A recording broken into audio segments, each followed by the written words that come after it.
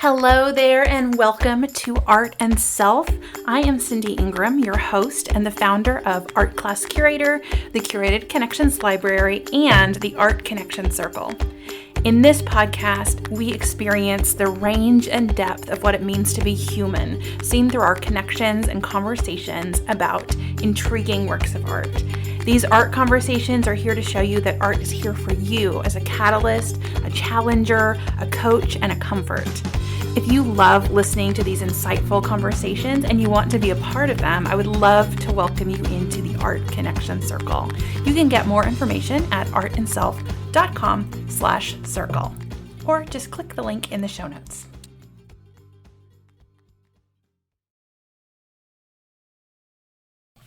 Hello, everybody. I am here for another Word of the Year update. So as you may know, my word of the year is artist. And if this is the first time you're listening, I think I'm on my 5th or 6th update for the year. They were going to be weekly, but it's May and I have not done them weekly. But it turns out I don't really need to do them weekly, so that's fine. I have some important thoughts for me about this word right now, and I have two stories that kind of fit together that explain kind of what I'm thinking of right now. So one of them is that my daughter, she's 13, she's in the 8th grade. She is highly creative. I've always known how creative she was. She used to make these just really elaborate videos and just really amazingly creative. And in her theater class this year, she's in advanced theater, and they are doing a project that's called 8th Grade Directs. And all the kids in that class submitted a play, and they wrote like a one-act, like 5 to 8 minute play. And then they wrote the script, they submitted them, and then 5 plays were chosen to produce, to cast for and perform. And hers was chosen. It was amazing, so good. It is so kind of dark and creepy and amazing, which is on par with her personality, but also on par with, I think, a lot of kids these days that, this generation, is very, very dark and creepy. But she was, super excited when she found out that news. She really wanted it. And yesterday was their first rehearsal. So she got to do the casting for it, and she's running her rehearsals, and, she's doing all the blocking and, all of that. And so her first rehearsal was yesterday. The performance is tomorrow. So it's not like it's a big, long thing. They literally have two days of rehearsal, then the play. But her first rehearsal was yesterday. And she came home in just the absolute best mood of all time. She was giddy, hyper, just over the top happy when she got home. And she was like, what is going on? Why am I in such a good mood? It was she just was just over the moon. And I was like, well, what I did is I recognized that feeling. I know that feeling from, if I do a workshop that goes really well, or if one of the sessions of the Art Connection Circle was really powerful, or I write something for my book that I feel really proud of, or, something like that. I know that feeling. I know that feeling of being energized by your creativity, being energized doing something that feels like the exact right thing for you to do, and that you're the exact right person to do it, and you're using all of your talents in the most perfect ways, and everything is aligned, and you're creating something from nothing, and it's so amazing, right? I know that feeling, and I love that feeling, and I feel like I've been chasing that feeling my entire life. And her and I had dinner together last night, just me and her. We were at Potbelly because that's the rest of the family doesn't like Potbelly. So anytime it's just me and her, we always go to Potbelly. And, she was just like, why am I in such a good mood? And I was like, you're a creative person. I was like, I know you created something from nothing. I know this feeling. I was like, listen to this feeling, because this feeling is telling you something really important about who you are and who you're meant to be. I was like, this is showing you that, really look into for your future, because she's going into high school next year. Look into your future doing something creative. Because when it's just such a sign of like listening to your feelings and letting them guide you. And I talk about that all the time, about listening to your feelings and letting them guide you. In my last Word of the Year update, I talked about knowing yourself over and over and over and over and over. I've talked about this in so many different ways. When you read my book, you'll read about it there too. That knowing yourself and knowing who you are and putting your actions in alignment with that is like the most powerful thing. So that happened, right? Okay, so there's a story of listening to that, listening to what brings you joy and letting it teach you about what you value. And then, another thing that had happened in the last week or so is I read the book Rest is Resistance by Tricia Hersey. If you haven't read it, run immediately to your Kindle or your bookstore or wherever or your library or whatever, and get that book, because it was so good. I listened to it on Audible, and she's a poet, so it was like listening to spoken word poetry the whole time. It was called Rest is Resistance, a manifesto, and it was so manifesto. Like, it was so good to listen to. It was just like hearing her words wash over me. I just loved it. At the first, it feels like her reading of it feels a little, not robotic, but it just doesn't flow right. But once she really, that's kind of more in the introduction stuff. Once she really gets into the content, her body took over, because she's a poet and a spoken word poet, and she knows how to deliver a poem. So once you get into that part, it is, I'm just getting chills just thinking about it. It was that good. But she talks about the importance of rest and going inward, and there's a lot of amazing social justice stuff in there. There's how resting not in order to be more productive, but to be more imaginative and to fight the patriarchy and capitalism and all of those things, and white supremacy and all this stuff, and how rest is really revolutionary for a lot of people. So anyway, go read it. But I left that book. I stopped, finished the book, and I was like, the last chapter, she talks about these Sabbaths that she takes that are, because her business is called the Nap Ministry, and she actually kind of created her philosophy and her cause. She sort of figured it out when she was in graduate school for divinity school. So this is kind of like her ministry, right? Of helping people rest. And she creates these art, and she's an artist too. She creates these rest experiences where everybody naps together at the same time, and pillows and blankets or whatever. And she holds this space. It's really cool. So she talks about these Sabbaths that she takes, which is she takes 30 days off where she doesn't do any work. She doesn't do any email. She said work email, so I imagine there's personal email in there. She doesn't do social media. And I think that was it. Those are the main things. And I was like, oh, I want to do that. I left and I was like, oh, I have been feeling, I think that happens at summer, especially when my kids are about to be off school, and I want to breathe and take a break. And, I'm not in the classroom, so I don't have some quote unquote summers off. Not that teachers have full summers off, but I don't have that break, unless I make it for myself, especially because a lot of teachers are doing their planning. So when I support teachers, it's summer almost becomes busier than the school year, because a lot of teachers are ramping up and we're preparing for whatever we're going to sell in August and this and that. So I was like, oh, I want to do that. But then I immediately was like,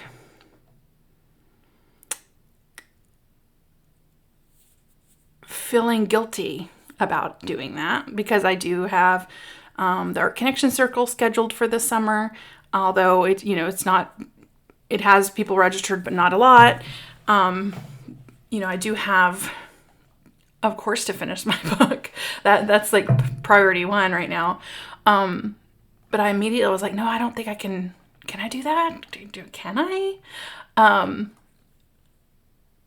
And I was like, well, what would it look like if I did, not get on email, if I didn't do the podcast, if I didn't do social media, and I just took a full-on break and only allowed myself to follow what was restful, follow what was joyful, and follow my creativity as well. And to me, the book it's work, but it's not work. It's creation, and it's a completely different type of work, though it is work. So, if anybody says, oh, I'm doing writing, don't go, oh, how you're just doing writing. When like doing writing is hard work. But right now I have this desire, and I think I had it before I listened to Rest is Resistance, and it's probably why I listened to Rest is Resistance in the first place, why I chose to listen to it. But I was like, what if I just allowed myself to focus on my book and focus on my art, which, spoiler alert, there is my art in the book in the last chapter. And there is some of my art in the last chapter, but I still feel like there's something left to make. I don't know what it is, but it's like, this is where that listening to myself thing comes in, where if I were to truly trust and listen to myself, the answer would be focus only on the book right now. I have a couple coaching clients. Of course, I have to work with them, but what would happen if I just focused on the book and then also my art, which is the book too. And it feels like I am not allowed to do that. It feels irresponsible. It feels like, how am I going to pay the bills? It feels like, because, I am self-employed, and I do have people, on recurring memberships and things like that. But like, if I'm not actively promoting anything, like, what does that look like? And even recently, I did have a day off, because I do block days off every now and then. They're not necessarily days off, but I don't have any meetings deliberately on those days so that I can breathe into the space and be more creative and that sort of thing. And I had a day off, and instead of doing what I would normally do, which is, do podcast show notes or, do social media posts or, tech support on whatever on the website, or, update this, or, all the things that I do, I was like, I'm going to make art all day. That's what I'm going to do. And so I did. Well, I went to my writing practice, because of course I always go to writing practice. That doesn't count as a meeting, though it is a mandatory meeting, but it doesn't necessarily count as a day. I don't ever take a day off from that. And I went up to my art studio. I always say up because it's upstairs. And I painted. And for a few hours there, I just, I did listen to a recording from a coaching group I'm in about business. And then and I was like, oh, is that really rest if I'm listening to a business coaching call at the same time as painting? Is that really listening to my creativity? So I turned that off. Then I was just listening to a book, which I think is fine. And then every now and then I would get guilty that I wasn't working.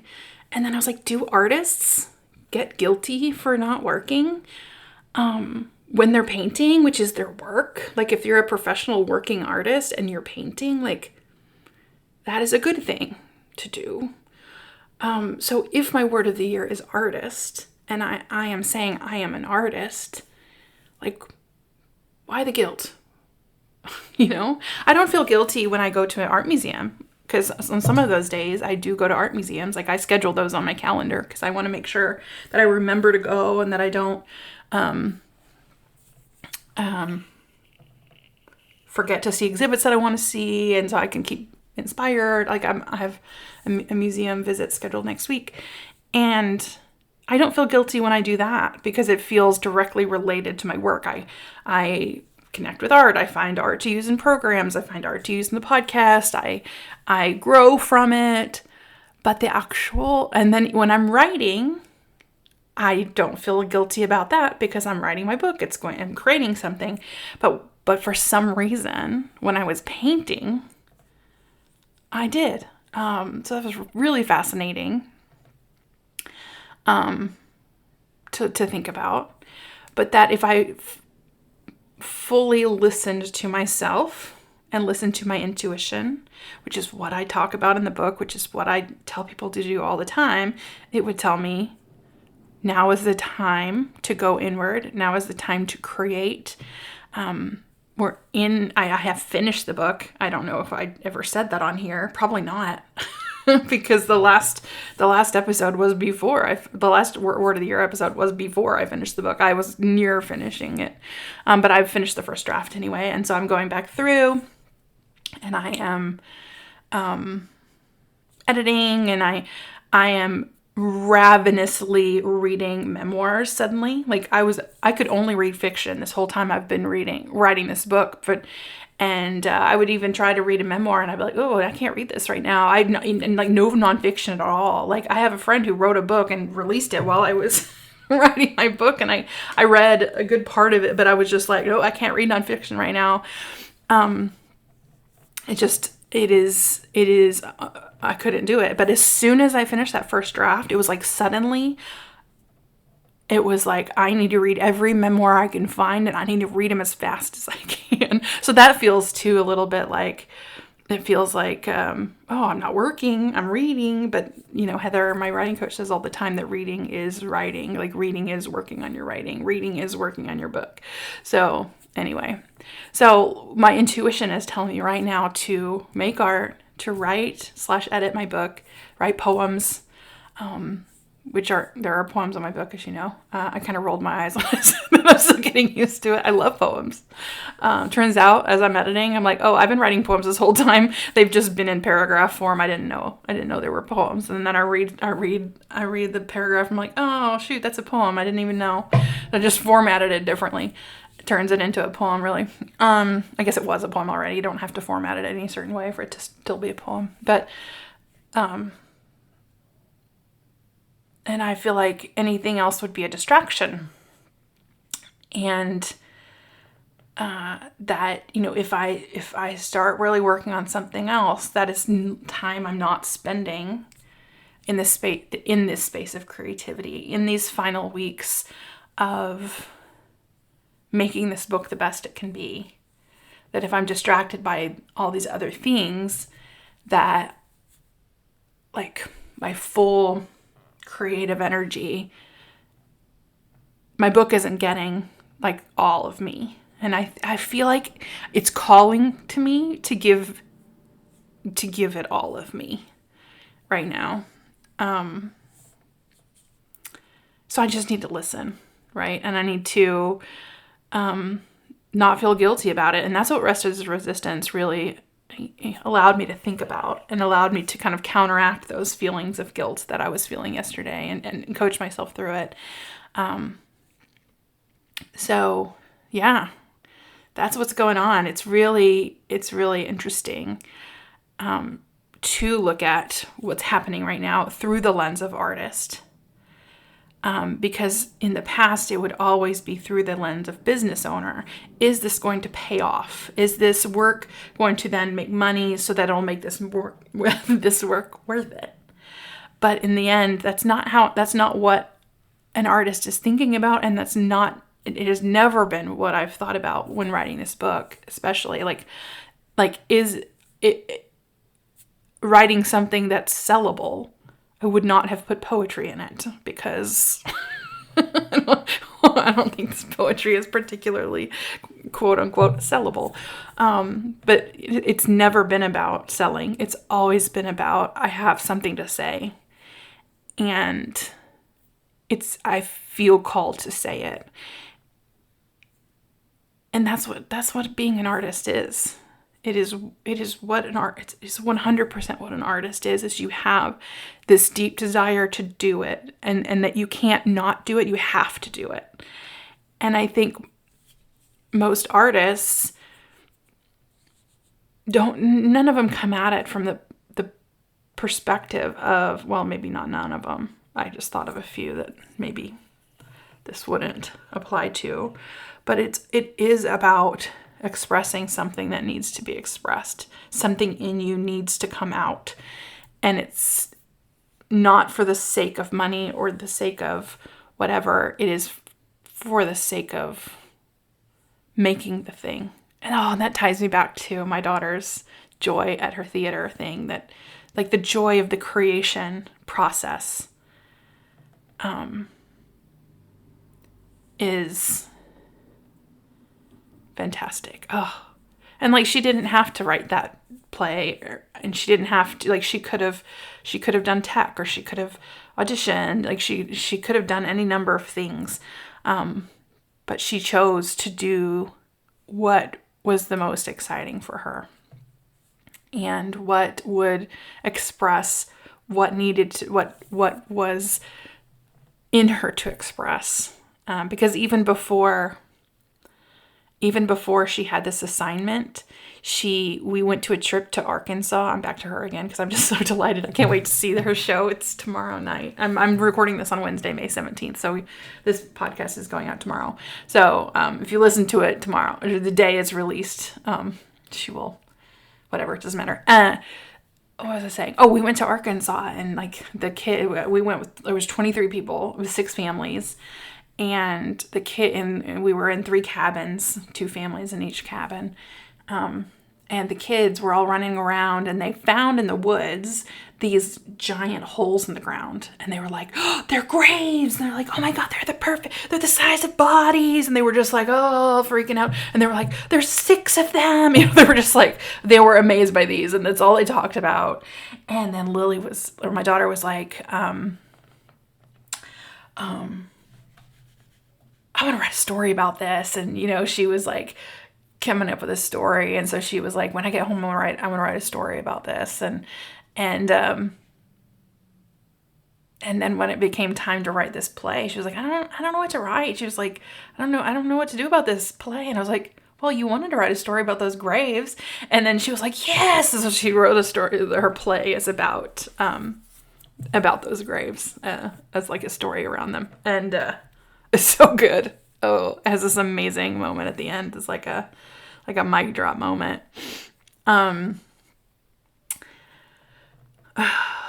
but she was there, and she experienced life in this place in Arkansas, in these woods, and there was a curiosity, and her brain wanted to figure it out, and then she gave herself the time and the space and the opportunity to explore it, and now it's providing to her such richness.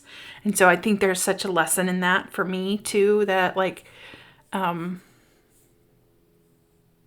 that it's okay. I'm kind of giving myself a permission slip. I got one from a coach like last week because I was like, I basically was like, I don't want to do all these things, and all I want to do is work on my book. And she just was like, basically talked me into or helped me give myself permission to do that. And I hesitantly gave myself permission, but I'm still grappling with that today. So I think saying all of this out loud even allowed myself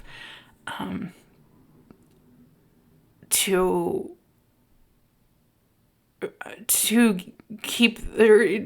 allowed myself to like give myself even deeper and more understood permission. Maybe I need to write myself a permission slip, hang it on the wall. Honestly, that actually would be really helpful. I'm going to do that. Maybe I'll put that in my art journal, a permission slip. I like that idea a lot. Okay, that's what I'm going to do in my art journal tonight, because that's what I'm going to be doing after I pick up the kids from school. Oh, I have to do these show notes. So I'll do the show notes, and then I will pick my kids up from school, and then I will make my permission slip in my art journal. So hopefully I will do that, and then I'll post it on social media. If you go to Art and Self on Facebook or on Instagram, I will post that whenever it's done. Sometimes these take me a few days because I kind of work on them and I'll work on other things and whatever. So we'll see what comes out. Thank you so much for listening. And I hope that you give yourself permission to create and that you give yourself permission to listen to what you truly want and what your intuition is. There's so much wisdom there. And even a person who talks about it all the time still grapples with it. Because there's so many shoulds, so many things I should be doing instead. So I should be doing this. I should be doing that. This is not, I shouldn't lavishly allow myself to create art all day. That's not productive. No, I can. And I will, because I'm an artist and that's my word of the year. And that is that. So thank you so much for listening. I will see you next week on the podcast. I have an amazing interview for you next week. Absolutely amazing. And it was honestly one of my favorite ones. So a lot of them have been my favorite ones, but this one might just be the favorite one.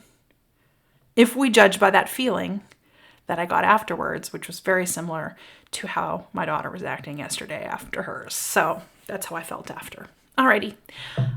I will stop rambling. Have a good one. Bye.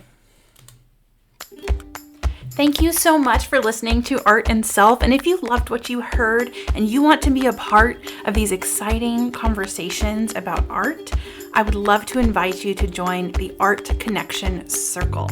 In the Art Connection Circle, we get together in an intimate small group and have deep conversations about works of art centered around our own self-development, our own personal experience, and what we bring to the conversation, just like we do in these art conversations on the podcast. You can find more information out about this program at artandself.com/circle, or you can click the link in the show notes. You can also find links to the artworks that we discussed over on the show notes, and then you can also find me on Instagram and on Facebook. Just search for Cindy Ingram Art and Self. Thank you so much for listening. Have a wonderful week, and I will see you next time.